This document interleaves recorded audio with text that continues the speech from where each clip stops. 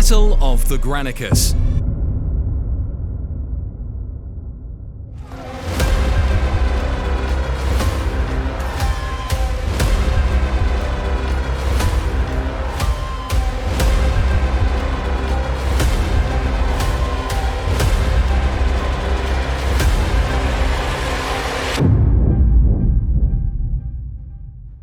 The Battle of the Granicus in May 334 BCE was Alexander the Great's 356 to 323 BCE first major victory against the forces of the Achaemenid Empire. Alexander had crossed the Hellespont with his combined Macedonian and Greek forces and stepped upon the shores of Anatolia. His goal was simple: to defeat Darius III, reigned 336 to 330 BCE, and conquer the vast Persian Empire. In May 334 BCE, he had his first opportunity when he faced the Persians on the banks of the river Granicus. After this victory against his satraps, he would meet Darius in battle twice, at the Battle of Issus and then the Battle of Gaugamela. Prelude. After the death of his father, Philip II of Macedon, reigned 359 to 336 BCE, Alexander set his sights on the Persian Empire, seeking revenge, or so he claimed, for the invasion of his homeland by Darius I and Xerxes during the Persian Wars. Upon stabilizing rebellious conditions among the various Greek city-states, he crossed the Hellespont and traveled along the northern coast of Anatolia, present-day Turkey, avoiding the mountain ranges of the northern uplands to the site of ancient Troy. Little of him was known to the Persians, and King Darius felt little or no inclination to meet him, believing instead his trusted commander, Memnon, and the local governors or satraps could handle the young upstart. Besides, the newly appointed king was more concerned with possible rebellion and unrest among the local satraps. While Alexander and his men were at Troy, the Persians held a council of local satraps to discuss the arrival of the young Macedonian and possible strategies to defend against him. Memnon, a high-ranking Greek mercenary loyal to Darius, suggested applying a burned earth policy to destroy crops, farms, and villages, depriving Alexander of any possible provisions. The local satraps rejected the idea in part because Memnon was Greek, but also because they did not want their lands destroyed. They of course considered Persian warfare superior to the tactics of invading Greeks. The council decided to put the arriving Macedonians on the defensive by gathering their combined forces and wait for Alexander at the river Granicus. The Granicus was roughly 60 feet wide, with both a fast current and steep embankments, proving what they thought to be an advantage for themselves. After receiving word from his scouts of the Persians' locations at Granicus, Alexander advanced towards the river. He had come to realize that he must defeat the Persians to gain the necessary resources to continue his quest of conquering Persia. As the Macedonian forces neared the river, Parmenion, one of Alexander's most loyal generals and commander of his left flank, advised Alexander they should wait until morning before attacking. Alexander replied, according to Plutarch, that it would disgrace the Hellespont should he fear the Granicus. The historian Arrian spoke of this encounter by saying that Alexander realized that the Persians did not fear him because they did not know him. Alexander rejected Parmenion's plea. The battle would begin that afternoon but would last barely an hour. Although numbers vary among the various ancient sources, modern accounts number the Persians at 10,000 cavalry and 5,000 Greek mercenary infantry. Alexander's forces numbered 13,000 infantry and 5,000 cavalry. The battle. One unique and problematic situation for the Persians was the positioning of their cavalry on the banks of the Granicus. The Greek mercenary infantry, 5,000 strong, was placed behind them. Some historians believe this idea cost the Persians the battle. The Persian cavalry could neither move forward because of the riverbanks nor pull back because of the location of the infantry. In addition, the one weapon unique to the Persians, the scythed chariot, was almost useless on the muddy riverbank. Was this a tactical error or pure arrogance? Together with the lack of true leadership, Besides Memnon, the battle was lost before it begun. According to Arrian and other sources, Alexander made himself extremely conspicuous both by the brightness of his arms and the respectful countenance of his staff. He was also quite noticeable by the large white plume on his helmet. This conspicuousness did not escape the Persians, whose major objective became to kill Alexander. For a brief moment, both armies stood across from each other in silence. Alexander had lined his forces on the western banks of the river. Parmenion commanded the left, while Alexander, with his 8 bodyguards, his companion cavalry forces, and light troops stationed themselves on the far right. In the center of the traditional phalanx were the Thessalian cavalry and additional light troops. Alexander became the aggressor, sending from the center companion cavalry, lancers, and light troops across the river first. The Persians responded with a hail of arrows and javelins. They were intent upon attacking the Macedonians in the water, where the footing was slippery and difficult. Memnon himself led the Persian center. As more Persians joined the attack against the Macedonian center, attention was drawn away from Alexander. Although causing considerable damage to the attacking center, the Persian weaponry did not match well against the Macedonians' light javelins versus 15-foot lances. Amid the sound of trumpets, Alexander and his men plunged into the water and up the opposing bank diagonally. Arrian wrote, he himself led the right wing with sounding of trumpets and the men raising the war cry to Enyalius. He entered the ford, keeping his line always extended obliquely in the direction in which the stream turned itself aside, in order that the Persians might not fall upon him as he was emerging from the water with his men in column, but that he might, as far as predictable, encounter them with a broad line. Upon arriving on the opposite bank of the river, the fight turned to a hand-to-hand confrontation.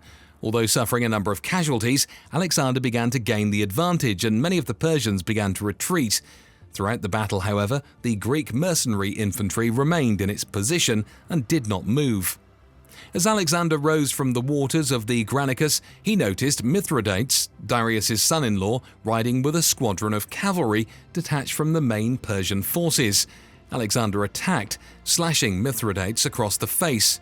Roseses, a Persian satrap commander, noticed the attack upon Mithridates and raised his sword at Alexander, slicing off part of his plume and cracking his helmet.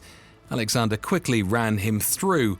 Spithridates, another Persian commander, raised his own weapon to attack Alexander, but Cletus the Black attacked him first, severing Spithridates' arm, saving Alexander's life.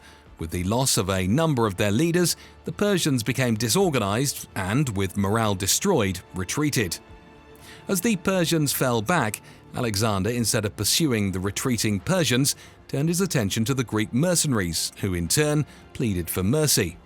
Parmenion, with the Thessalians, encircled to the left of the Greeks, while Alexander and his companions positioned themselves to the right.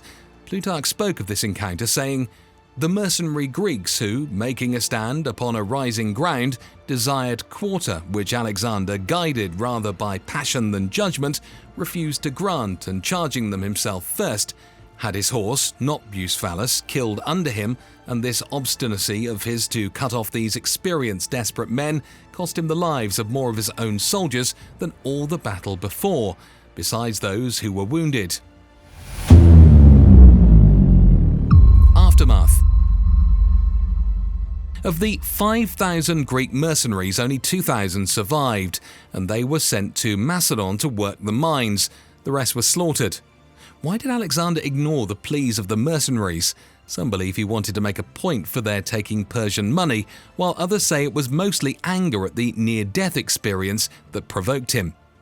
The spoils of war, gold and rich cloth, were sent home to Alexander's mother, Olympias, to honor all who had died in battle. Alexander buried both Greek and Persians alike, although the Persians normally burned their dead.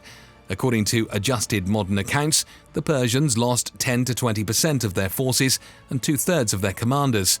Sources concerning Alexander are varied: 25 to 30 companions, possibly 120 in total. Back home, statues honoring the 25 fallen companions were erected at the sanctuary of Zeus in Dium near Mount Olympus. 300 suits of Persian armor were sent home to Athens to remind the Greeks that Granicus was only one step in the war of revenge against the Persians. After Granicus, there was little resistance against Alexander and his forces. Soon, however, he would meet the king of Persia himself. In November 333 BCE, Alexander and Darius would face each other at Issus. The Battle of Issus.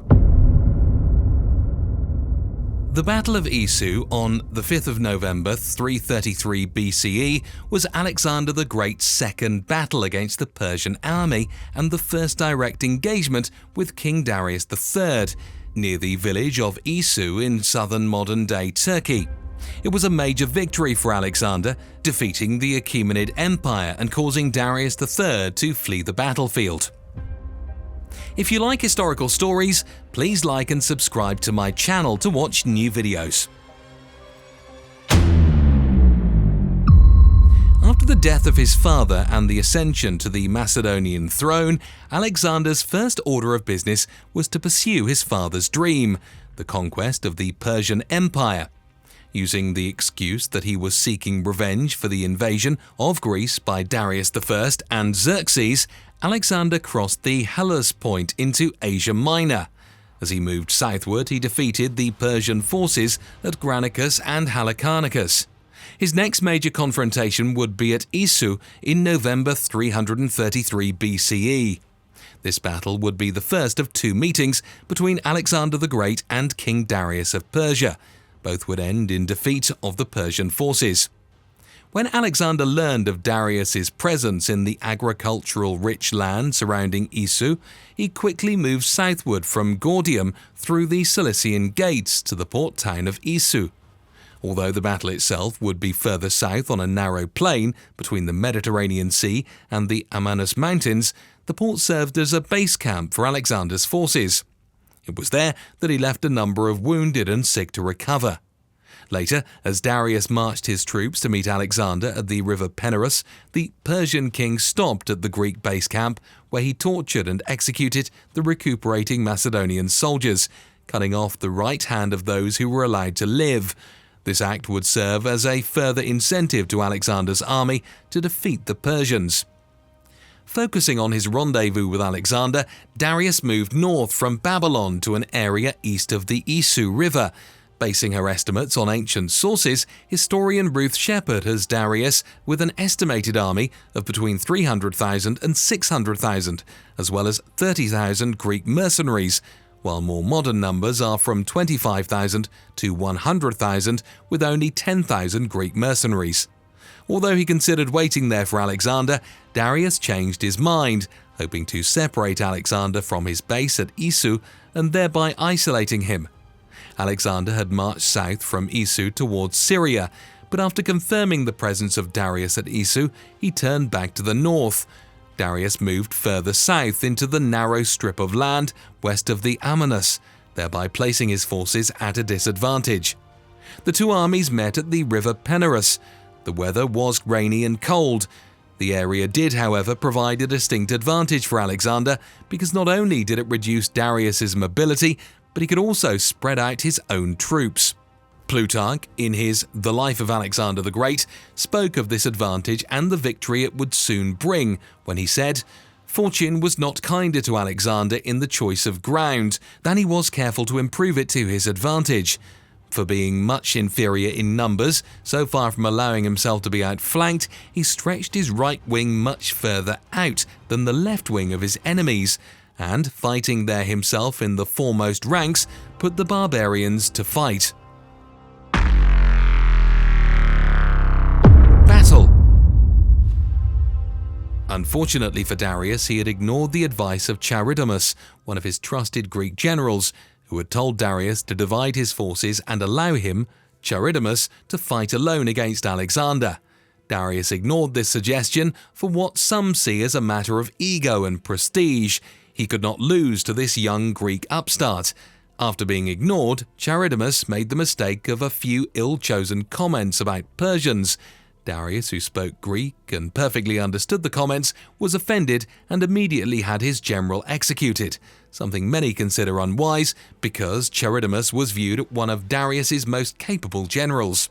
The entire battle did not go well for Darius.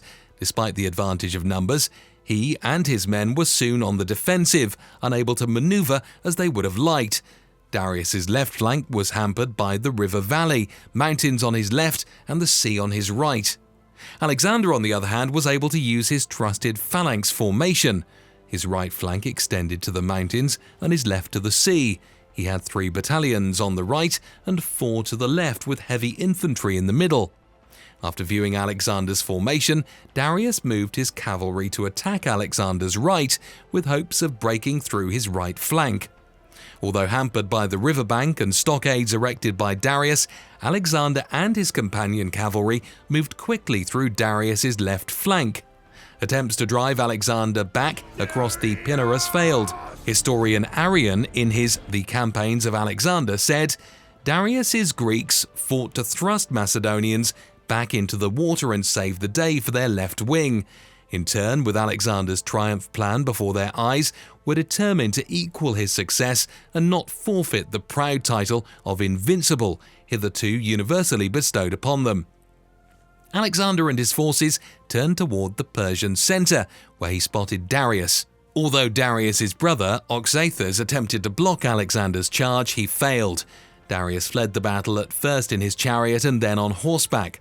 Despite a serious thigh wound, Alexander would pursue him until nightfall, but returned empty-handed. Meanwhile, Alexander's left flank, under the leadership of Parmenion, was having problems with Darius's right. However, when the Persian forces saw their leader flee, they fled too. Many were trampled to death in the mass exit. In all, the Persians lost 100,000 foot soldiers and 10,000 cavalry, while Alexander only lost 1,200. These numbers are, as before, Greek estimates. Modern estimates are more reasonable, having Darius lose around 20,000 and Alexander 7,000. The Persians left so hurriedly that there was much plunder awaiting Alexander and his men. Plutarch said, "Darius's tent, which was full of splendid furniture and qualities of gold and silver, they, his soldiers, reserved for Alexander himself, who, after he had put off his arms, went to bathe himself, saying, 'Let us now cleanse ourselves from the toils of war in the bath of Darius.' There was more than gold and silver, however, left behind. Darius's mother, his wife, and 2 daughters were found in Darius's tent, but Alexander promised them that they would come to no harm." Plutarch wrote, "Alexander let them know Darius was not dead, and that they need not fear any harm from Alexander, who made the war upon him only for dominion. They should themselves be provided with everything they had been used to receive from Darius." Although Darius sought the return of his family, promising Alexander half of his kingdom, Alexander refused. Instead, Alexander challenged him to stand and fight, and they would meet a second time at Gaugamela, where Darius would again flee, but this time he would meet his death by one of his own, Bessus. The Battle of Gaugamela. 40,000 horse, nearly 1,000,000 infantry, 200 chariots with scythes that cut horses' hooves, pits dug as traps for our cavalry, 1,500 bowmen. Will the Persian move? He hugs the earth like a child hugs its mother. Make camp here. Make camp? Let's attack now under cover of night. If we've any chance at all, it must be now. In the dark, there's confusion. On both sides, Parmenion. I will not steal a victory. If I am to be destroyed, let it be by the light of day. Tell the men to rest. The Battle of Gaugamela, 1st of October 331 BCE, also known as the Battle of Arbela, was the final meeting between Alexander the Great of Macedon and King Darius III of Persia. After this victory, Alexander was, without question, the king of all Asia. Gaugamela, means the camel's house, was a village on the banks of the river Bermodus. The site of the battle is thought to be Tel Gomel, Hebrew, Camel's Mount, in northern Iraq. If you like historical stories, please like and subscribe my channel to watch new videos. Alexander's campaign. Following the assassination of Philip II, his father, in 336 BCE, Alexander and his army left their home of Macedonia for the last time and set out on a goal of conquering all of Persia. After crossing the Hellespont, Alexander travelled northward where he met and defeated the Persians under the leadership of the Greek mercenary Memnon at the Battle of River Granicus. As in future meetings with Alexander, Darius and his generals continually underestimated the abilities of the young Alexander. He was considered by many, even those in Greece, to be nothing more than an upstart. From the River Granicus, Alexander moved southward along the coast of Asia Minor to Halicarnassus, where he defeated Memnon for the second time. Finally, after waiting for over a year, Alexander and his forces met Darius at Issus in November of 333 BCE, where again the Persians suffered defeat. Even more embarrassing for Darius was that Alexander captured his family, his mother, wife and daughters. Wishing to avoid further conflict and hoping to regain his family, Darius offered Alexander half of his kingdom and even his daughter's hand in marriage. However, Alexander rejected the offer by simply saying there could never be two sons. It would upset the world order. Alexander also challenged the Persian king to face him again in battle. From Issus, Alexander moved along the Mediterranean coast, capturing the island city of Tyre in a 7-month siege. As he travelled southward, he was welcomed in both Jerusalem and Egypt, for they had felt the wrath of the Persian army and the pangs of religious oppression. After laying out the plans for the future city of Alexandria and visiting the temple at Siwa, Alexander prepared for his next engagement with Darius. Battle preparations. Alexander had planned to march straight to Babylon, but when he heard of Darius's presence at Gaugamela, he turned northward to meet the waiting Persian king. He realized a victory at Gaugamela meant all of Persia, Babylon, Persepolis, and Susa would be his. Darius, however, had learned his lesson at the Battle of Issus and had carefully chosen Gaugamela for his next and hopefully last battle against Alexander. This time his army was quite different, having brought together men from all over his empire, even Indian mercenaries. Estimates for his army vary from 50,000 to 100,000 to almost 1 million. Along with 15 elephants, although they were never used, he had 200 scythed chariots. He fashioned longer swords and lances, as well as adding more cavalry. The terrain of Gaugamela was also significant. It was much wider, so he could make use of his chariots and deploy his cavalry more effectively, something that had been impossible at Issus. He had the ground levelled, placing obstacles and traps to impede the advances of Alexander's forces. To Darius it appeared the size of his army and the terrain gave him a significant advantage. Alexander made camp several miles from Darius. His men, estimated at 40,000, would only take their weapons to do battle, nothing else. After assembling a small scouting party, Alexander looked down from a hill, unobserved by Darius, assessing the king's preparation. Luckily, while on the scouting trip, he came upon an advance party sent out by Darius. While some of the party fled, several others were captured and more than willingly told of Darius's numbers and the presence of the traps and obstacles on the field. The night before battle, Alexander held a council of his generals. Parmenio, the commander of Alexander's left flank, suggested that the large size of Darius's forces called for them to attack at night. However, Alexander disagreed. The historian Arrian made mention of this episode in his History of Alexander. It is said that Parmenio came to him in his tent and urged him to make a night attack on the Persians, saying that thus he would fall upon them unprepared and in a state of confusion. But the reply which he made to him was that it would be mean to steal a victory. Later, as Alexander addressed his men, he spoke of the forthcoming battle, reassuring the typically superstitious Macedonians that an earlier eclipse of the moon was a sign of victory. Battle. On the day of battle, Alexander is said to have overslept, as he had done previously. He made sure his men were well fed and well rested. Darius's men, on the other hand, had been awake all night, fearing an attack that never came. As Alexander looked across the battlefield towards the Persians, Alexander called out individual soldiers by name, speaking of their bravery in other battles and asking them to fight again for Macedonia. As he spoke, an eagle, a favorite animal of Zeus, flew overhead and towards Darius. To Alexander, this was another omen of victory.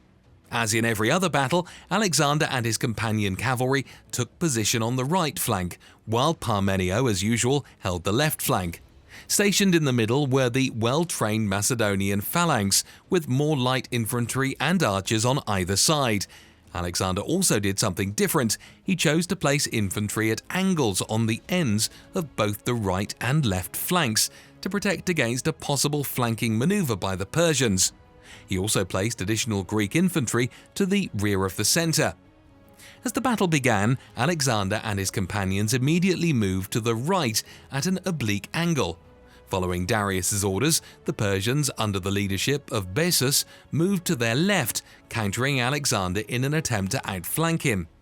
As the Persians moved further and further to their left and into terrain that had not been cleared, an opening or gap was created.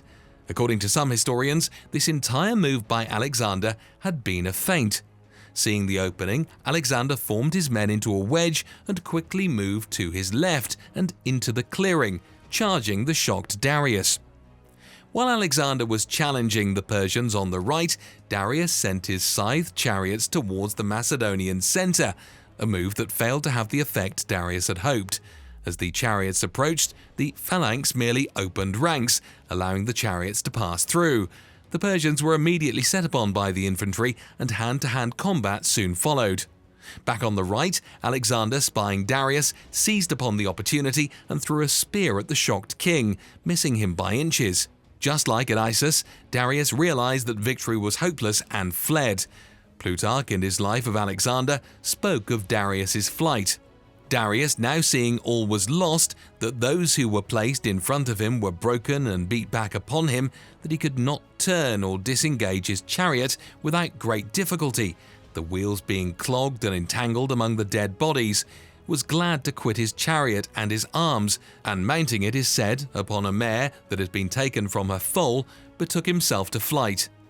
When the Persians on the left flank saw their king flee the battlefield, they quickly gave up the fight and were soon routed.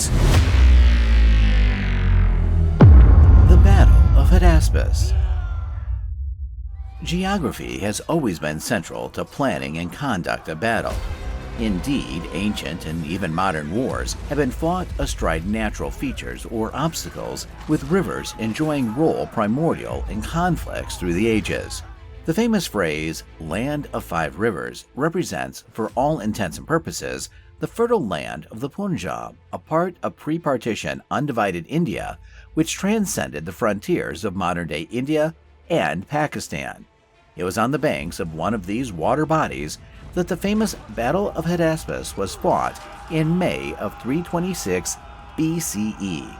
And, like the proverbial straw that broke the camel's back, Alexander the Great's fourth battle in his expeditions through Asia fought along the banks of the Hydaspes, the Greek name for the Jhelum River, proved to be his last in a glittering 13-year span of conquest, a conflict that brought him closer to defeat than ever before and laid down the limits of Alexander's Asian campaign.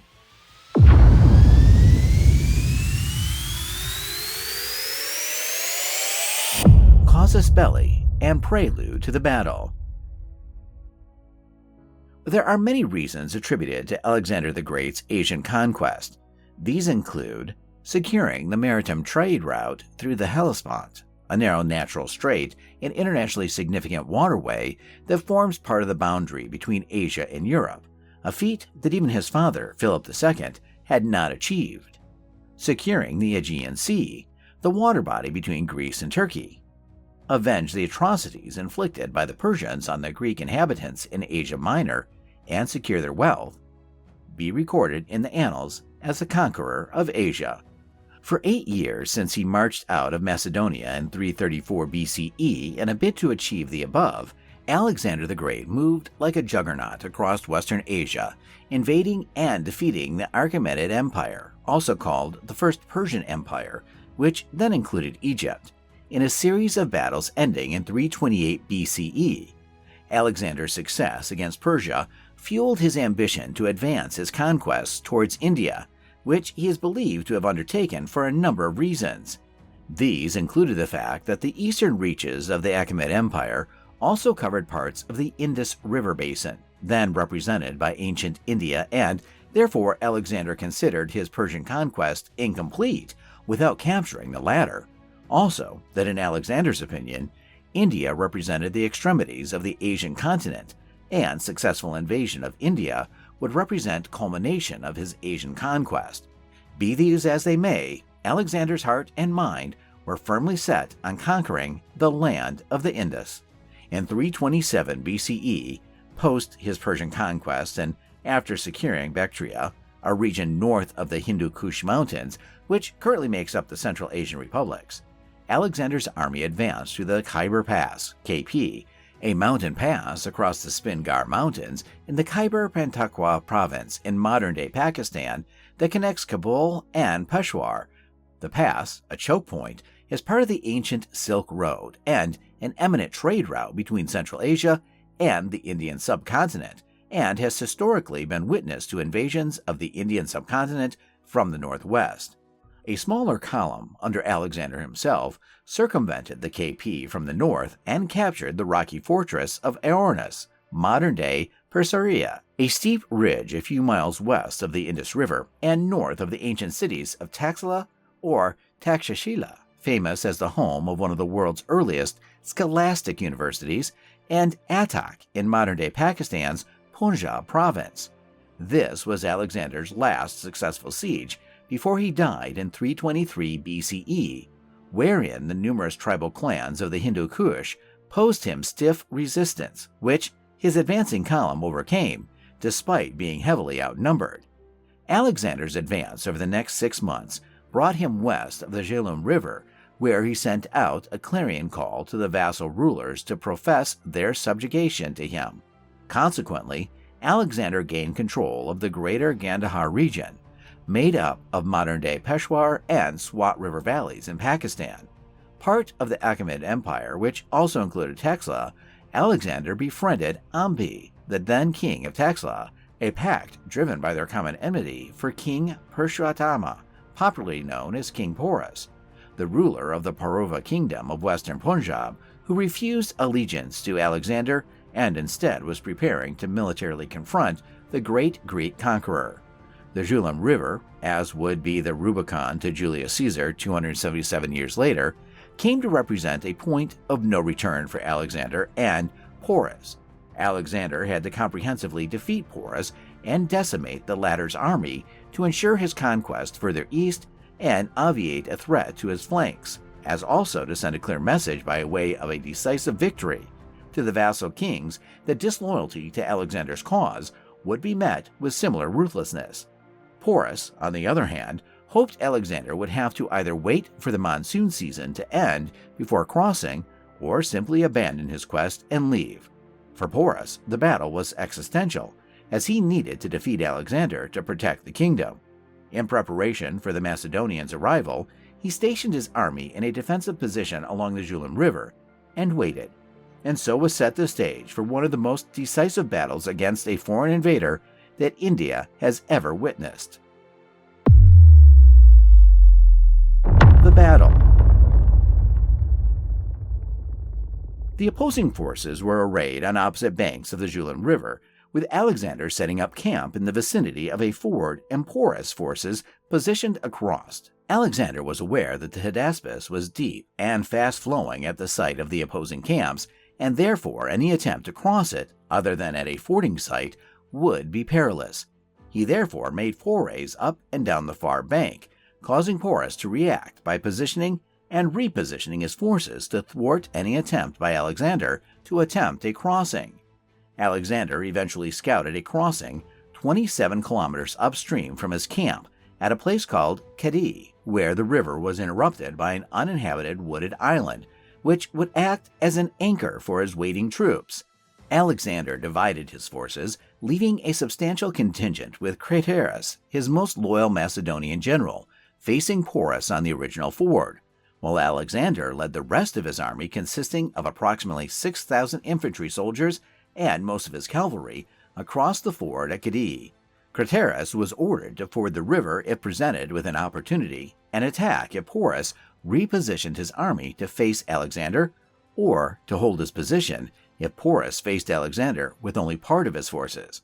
Leaving behind a significant force at the original ford proved to be a masterstroke, which deceived Porus into thinking that Craterus's contingent still represented Alexander's main effort. What resulted was a pincer movement in which Alexander could attack Porus's flanks with smaller forces, staging demonstrations and feints of attempts to cross the river at various points, thus dividing Porus's attention and causing repeated decision dilemmas for the Peruva king.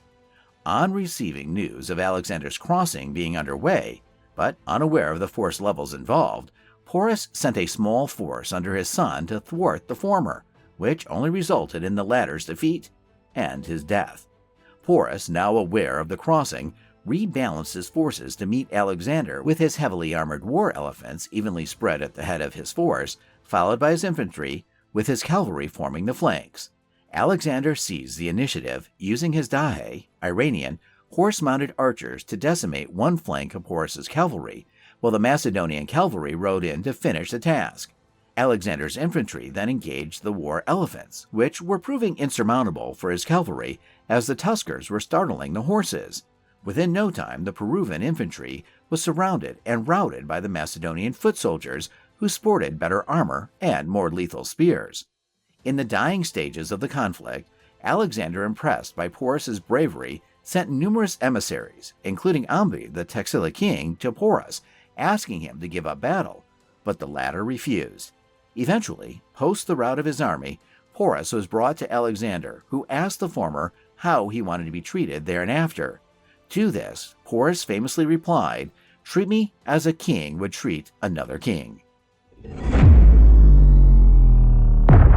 Aftermath. While Porus was defeated in the Battle of Hydaspes, Alexander, as a tribute to the former's bravery, allowed him to continue governing the lands of the Peruvian kingdom as a satrap, Greek for governor, of Alexander. Alexander, after instituting Porus as his representative, continued his conquest eastwards, bringing him closer to confrontation with the Nanda Empire of Magda, which was spread astride the Ganges River. During his advance eastwards, the Macedonian army learned that the Nanda army was reportedly 5 times larger than their own. Further, the Macedonians learned that the Ganges River itself was a far more formidable obstacle, with a rumored width of 32 furlongs, greater than 6,000 meters, and depth of 100 fathoms, 183 meters.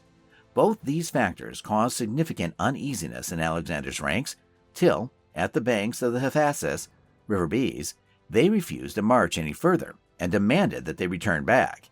Alexander eventually relented and turned southward, advancing through southern Punjab and Sindh provinces of modern-day Pakistan to the lower basin of the Indus River and installing satraps in Multan, Punjab, and the Indus Basin, among others, before finally returning westward to head back to Greece. Significance, lessons. Alexander's victory at Hydaspes was singularly significant as it opened the doors of the Indian subcontinent to Greek sociocultural influences, including Greco-Buddhist art, spawned from the combined influence of Macedonia and Buddhist culture from Alexander's campaigns. The recording and archiving methodology of the Greek historians also proved beneficial in archiving ancient India's history thereafter. Alexander's pardoning of Porus also gave a fillip to the former's image as a compassionate and empathetic ruler, thus allowing acceptance of Greek culture for a long time post his campaigns. Militarily, the battle was significant for the vindication of the need for extensive preparation for battle in terms of strategy, tactics, and wargaming contingencies. Alexander's battle procedures, which included multi-pronged attacks, coupled with deception achieved through concurrent feints demonstrations, influenced the campaigning philosophy of even the Mauryan Empire, wherein Kautilya studied this battle for its many military lessons. The battle across the Hydaspes would enjoy pride of place as a watershed event for a multitude of reasons, from the advent of the Greek culture into southern Asia to the rethink that it spawned in military strategists and tacticians and the art of prosecuting war.